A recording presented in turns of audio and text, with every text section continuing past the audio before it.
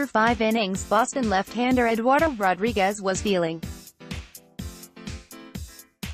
He decorated his first postseason start with 6 strikeouts and limited the Dodgers to just 3 bases as he traded scoreless inning after scoreless inning with opposing lefty Rich Hill.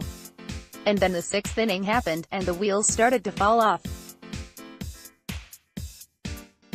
After inadvertently plunking David Freese and issuing a 3-pitch strikeout to knock out Max Muncy, Rodríguez found himself in hot water when Justin Turner roped a line drive down the third baseline. The ball skirted just under Eduardo Nunez's glove and into the left field corner, allowing Turner to reach second base and setting up Manny Machado for a go-ahead run. Rodríguez intentionally walked the slugger, but chaos erupted as Cody Bellinger hit into a force-out. Christian Vazquez got the out at home, but his throw to first base ricocheted off of Bellinger's back and the Dodgers eked out their first run of the night on the catcher's errant throw. The kicker, down 1-0 with 2 outs and runners at the corners, the right-handed Yasiel Puig stepped up to the plate against Rodríguez and lofted a mammoth 439-footer out to left center field to give the Dodgers a 4-0 lead. As expected, it was the last at-bat of the night for Rodríguez, who slammed his glove to the ground in frustration as Puig rounded the bases. The Dodgers currently lead 4-0 in the 7th. The Red Sox needed just 3 hours and 57 minutes to clinch their next win in Game 4 of the World Series.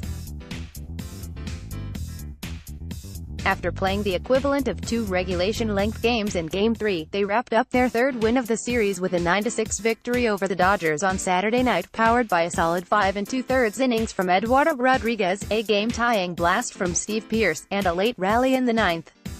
Call it déjà vu, call it 2 very good teams matching wits in another high-stakes game, call it a lesson about not leaving your starter in to face Yasiel Puig 3 times, but the first few innings of Game 4 felt oddly reminiscent of the scoreless stretch Walker Buehler and Rick Porcello put together in Game 3. Hill took a no-hitter into the 5th inning before Christian Vazquez finally picked up a 2-2 curveball and set it down in left field for the Red Sox' first hit of the game. That didn't slow Hill down, however. He continued to mow down Boston's lineup with inning after inning of scoreless ball, and by the time he passed the ball to Scott Alexander in the 7th, he had struck out 7 of 24 batters and permitted just 4 base runners in total. It didn't take nearly as long for the Dodgers to solve Eduardo Rodríguez.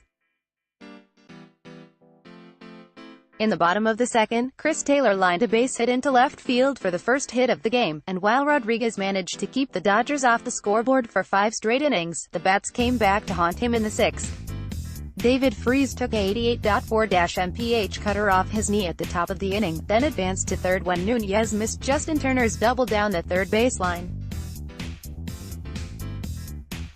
With runners on second and third and 1 out, Cody Bellinger hit a ground ball that should have given the Red Sox the 2 outs they needed to cap the inning, except that Vazquez's throw to first base bounced off the runner, giving Freese just enough time to put the Dodgers up 1-0.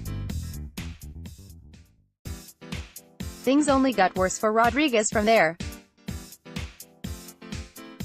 He intentionally walked Mookie Betts to get to Puig, who promptly hit 1 out to the left field bleachers for a 3-run homer, his first of the World Series. The Red Sox didn't waste time getting even.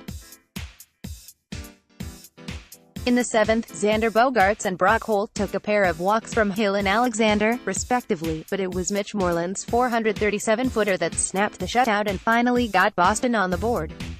Dave Roberts swapped out relievers at every turn, first going to Ryan Madson to close out the 7th, then Kenley Jansen to start the 8th, but was still foiled by Steve Pearce, who pounced on a first-pitch cutter in the center of the zone and punched it out to left field for the tying run.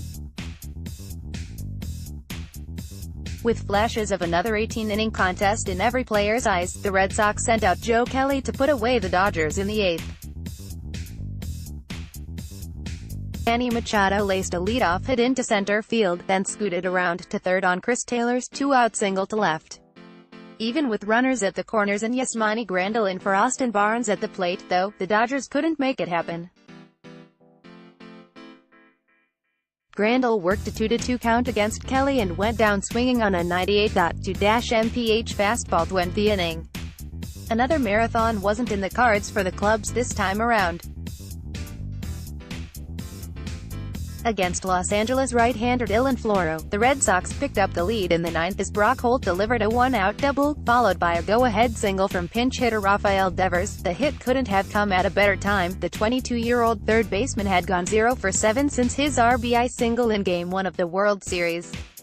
Alex Wood came in to relieve Floro, but the Red Sox kept chipping away, logging a run-scoring double from Pierce and an RBI single from Bogaerts to make it 9-4. In the bottom of the inning, Kike Hernandez belted one out to left to make it 9-6, but Craig Kimbrell worked out of another jam with his best Mary Hart impression and secured the Red Sox' first win on the road. Game 5 will commence a little later than usual on Sunday at 8:15 p.m. Eastern Daylight Saving Time. Left-handers Chris Sale and Clayton Kershaw will meet on the mound for a rematch of Game 1 as the Red Sox try for the series win. Boston currently leads the series, 3-1.